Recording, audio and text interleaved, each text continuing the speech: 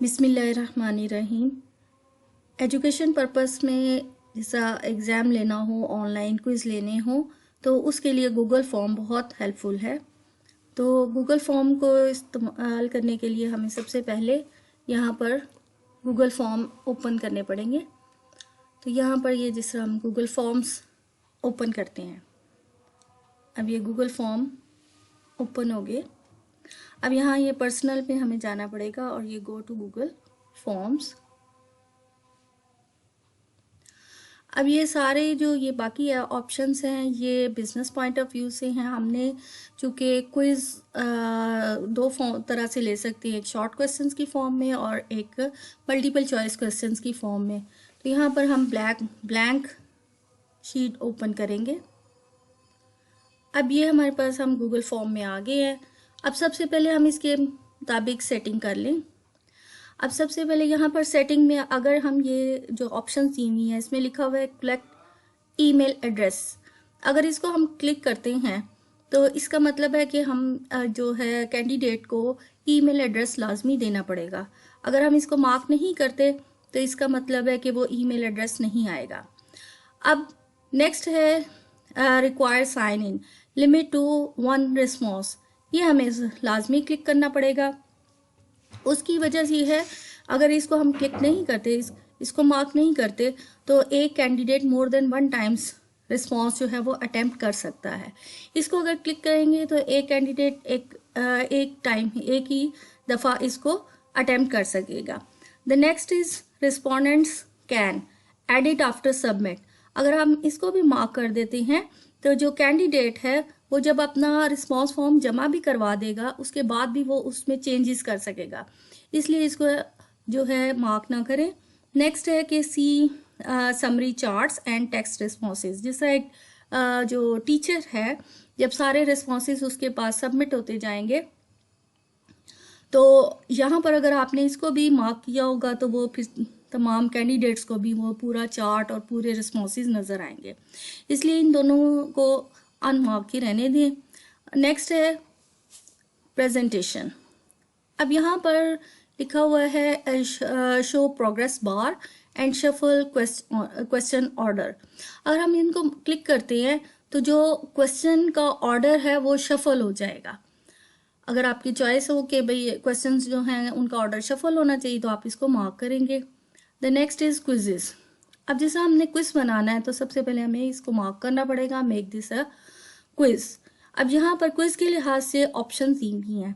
अब क्विज भी हम 2 तरह से ले सकते हैं, एक शॉर्ट क्वेश्चंस की फॉर्म में और एक मल्टीपल चॉइस क्वेश्चंस। अगर हम मल्टीपल चॉइस क्वेश्चंस दे रहे हैं तो यहाँ पर ये है इमीडिएटली आफ्टर ई सबमिशन, इसको हम मार्क करेंगे तो जो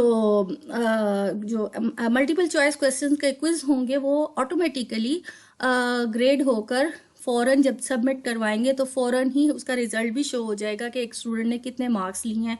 लेट्स से अगर 20 मार्क्स का MCQs बनाया है तो 20 में से उसके 15 नंबर आए हैं, 5 उसके गलत थे, इस तरह सारा वो फ़ौरन चेक करेगा। अगर आप शॉर्ट क्वेश्चंस के लिहाज से क्विज ले रहे हैं तो फिर आपको ये मार्क करना पड़ेगा कि लेटर आफ्टर मैनुअल रिव्यू, ताकि वो टीचर जो है वो खुद से शॉर्ट क्वेश्चंस के आंसर्स जो हैं वो चेक करेंगे।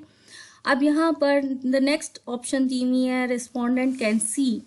अब यहाँ पर ये हमारे पास दिया हुआ है ये मिस्ड क्वेश्चंस को अगर हम क्लिक करेंगे, मार्क करेंगे तो जो कैंडिडेट है अगर उसके कोई क्वेश्चन रह गए होंगे मार्क करने से तो वो फिर उसको ऑटोमेटिकली शो हो जाएंगे। नेक्स्ट है करेक्ट आंसर्स, अगर आपने इसको भी मार्क किया होगा तो जो हमने इसमें MCQs में आंसर सबमिट किए हुए आंसर की उनकी सबमिट की हुई है तो और इस ऑप्शन को भी क्लिक किया होगा तो ऑटोमेटिकली अगर एक कैंडिडेट गलत ऑप्शन सिलेक्ट करता है तो गूगल फॉर्म उसको फ़ौरन उसी वक्त बता देगा कि इसका करेक्ट आंसर क्या था। अब नेक्स्ट है पॉइंट वैल्यू अगर आप टिक करेंगे तो गूगल फॉर्म आपके से हर MCQ हर क्वेश्चन का मार्क्स पूछेगा कि आपने इसको कितने मार्क्स देने हैं। लेट से MCQ जिस तरह हम है तो MCQ को 1 नंबर देंगे और ये सब तमाम चेंजेस के बाद इसको हम सेव कर लेंगे। तो यहाँ पर ये हमारे पास गूगल फॉर्म आ गया। अब यहाँ पर सबसे पहले हमने इसको टाइटल देना है। लेट से हम लिखते हैं क्विज नंबर 1। अब क्विज नंबर 1 में हमने यहाँ पर जो क्विज 1 सेलेक्ट किया है, अब हमने इसमें आंसर्स जो डालने हैं, तो यहाँ पर ऐड क्वेश्चन। सबसे पहले हम चाहते हैं कि स्टूडेंट का नेम आए, then student name, student name. अब ये ऑटोमेटिकली स्टूडेंट नेम जो है गूगल फॉर्म इसको यहाँ शॉर्ट आंसर कर देगा, यानी जब ये फॉर्म स्टूडेंट तक जाएगा तो स्टूडेंट को यहाँ पर अपना नाम मेंशन करना पड़ेगा। अब यहाँ पर आपने अगर ये जिस यहाँ पर सेटिंग हुई हुई है कि आंसर की में आपको इस चूँकि ये नाम को हमने 0 पॉइंट देना है ताकि उसकी मार्किंग ना हो, इसलिए आपको अगर यहाँ पर 1 या 2 आ रहा होगा तो आपने इसको 0 पॉइंट करके ये डन कर देना है। अब नेक्स्ट अगर आप ये चाहते हैं कि लाजमी स्टूडेंट अपना नाम तो जाहिर है शामिल करे, तो ये रिक्वायर्ड में आप इसको ओपन कर दें। तो वो इसकी वजह से अब ये है कि स्टूडेंट लाजमी अपना नाम एंटर करेगा तो गूगल फॉर्म आगे रिस्पॉन्स देगा, अदरवाइज जो है वो गूगल फॉर्म आगे मज़ीद आगे नहीं चलेगा। अब नेक्स्ट हम चाहते हैं कि इसमें स्टूडेंट अपना रोल नंबर भी एंटर करे, इसीलिए इस प्लस को हम दोबारा ऐड करेंगे, क्लिक करेंगे तो हमारे पास जो है वो नेक्स्ट क्वेश्चन की ऑप्शन आ जाएगी और यहाँ हम लिख देते हैं रोल नंबर। अगेन ये भी जो है वो शॉर्ट क्वेश्चंस की फॉर्म में शॉर्ट आंसर के लिए आ जाएगी, स्पेस बन जाएगी, और हम चाहते हैं कि ये भी लाजमी स्टूडेंट ऑप्शन दे, तो ये इसको रिक्वायर्ड को क्लिक करना पड़ेगा और ये 0 पॉइंट्स ही होंगे। अब ये तो इनिशियल इंफॉर्मेशन आ गई अबाउट कैंडिडेट। अब हम चाहते हैं कि हम इसमें MCQs शामिल करें, तो ये हम नेक्स्ट सेक्शन शामिल करेंगे। इधर ये जो 2 बार लगी हुई है इसको क्लिक किया तो हमारे पास ये इसका नेक्स्ट सेक्शन बन गया। अब सेक्शन को भी हम जिस तरह दोबारा टाइटल दें, लेट्स से MCQs। MCQs, अब यहाँ पर हम MCQ ऐड करते हैं।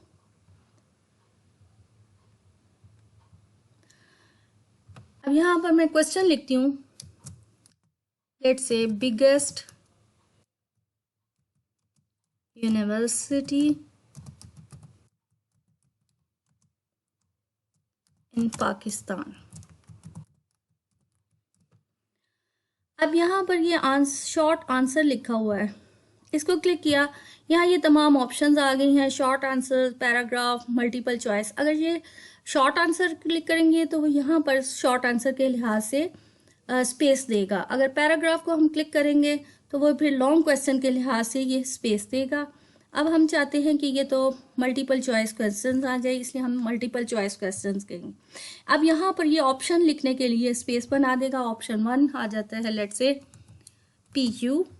अब मैं एक और ऑप्शन देना चाहती हूँ, like GCU, the next is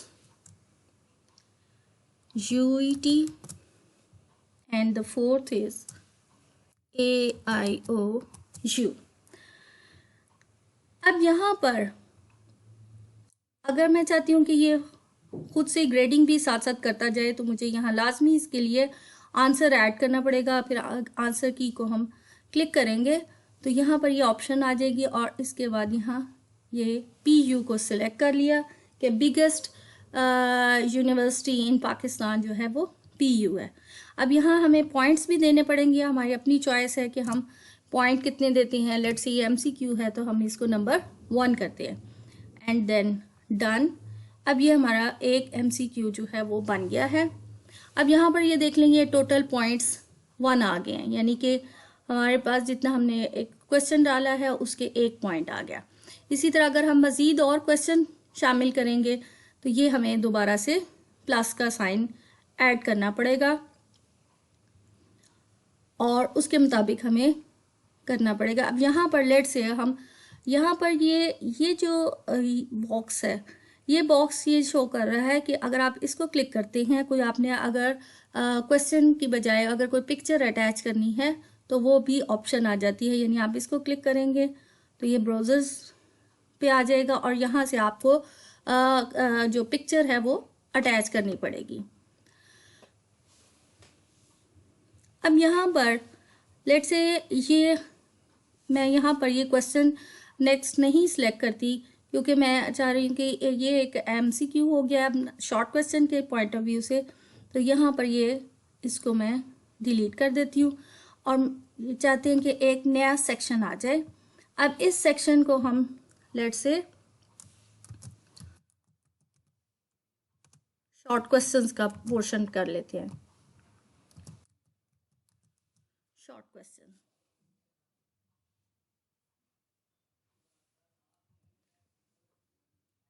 अब यहाँ पर ये अगेन हम ऐड करेंगे और यहाँ जो भी आपने क्वेश्चन देना होगा वो क्वेश्चन आप एंटर कर सकते हैं। और ये जो ये मल्टीपल चॉइस है, इस मल्टीपल चॉइस की बजाय हमने इसे शॉर्ट क्वेश्चन देंगे। अब यहाँ पर चूंकि हमने सेटिंग की हुई है कि वो पॉइंट्स भी साथ साथ जो है वो मार्किंग भी करता जाए, तो जब कोशिश करें कि MCQs अलग से सिर्फ अगर क्विज लेना है तो एक दफ़ा सिर्फ MCQs का लें, और अगर आपने शॉर्ट क्वेश्चंस की फॉर्म में लेना है तो सिर्फ शॉर्ट क्वेश्चंस का लें, ताकि आप शॉर्ट क्वेश्चंस का आपको मैन्युअली मार्किंग करनी पड़ेगी और जो MCQ है उसकी तो गूगल फॉर्म ऑटोमेटिकली उसकी मार्किंग कर देगा। अब जब ये सारा आपका ये फॉर्म कंप्लीट हो जाता है, ये ऑटोमेटिकली साथ साथ काम सेव भी होता जाएगा।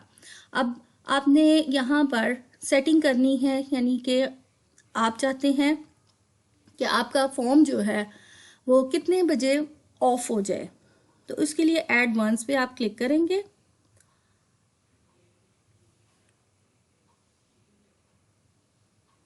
अब यहाँ पर आपके पास ये फॉर्म लिमिटर आ रहा है, ये वन टाइम आपको डाउनलोड करना पड़ेगा। जैसे ये फॉर्म लिमिटर आपने क्लिक किया,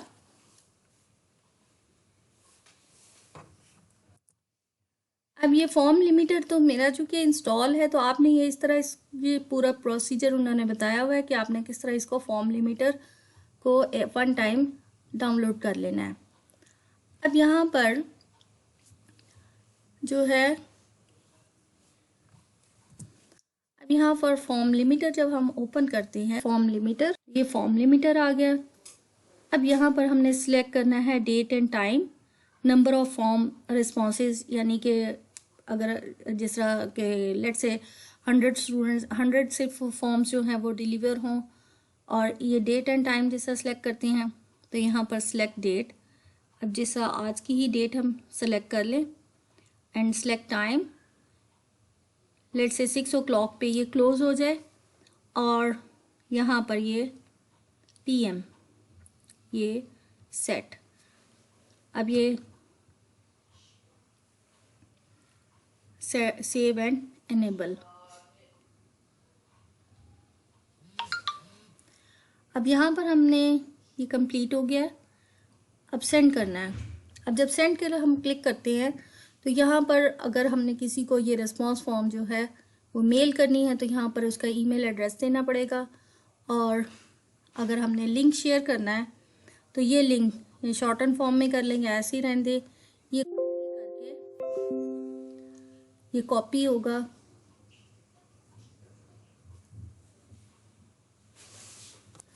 ये कॉपी हो जाएगा, और ये अब आप जो है व्हाट्सएप ग्रुप में या जैसा गूगल क्लासरूम में आप ये लिंक शेयर कर सकते हैं। और उसके बाद यहाँ पर ये रिस्पॉन्सेज हैं, जब आप इसको क्लिक करेंगे तो यहाँ पर जैसे जैसे स्टूडेंट्स जो हैं वो अपने रिस्पॉन्सेज सबमिट करवाते जाएंगे, आपके पास यहाँ पर लिस्ट आ जाएगी। और इसके अलावा यहाँ पर ये अगर आप करते हैं क्लिक, तो वो रिस्पॉन्सेज अब मज़ीद आने बंद हो जाएंगे कि अब कोई अगर स्टूडेंट लेट सबमिट भी करवाता है तो वो नहीं हो सकेगा।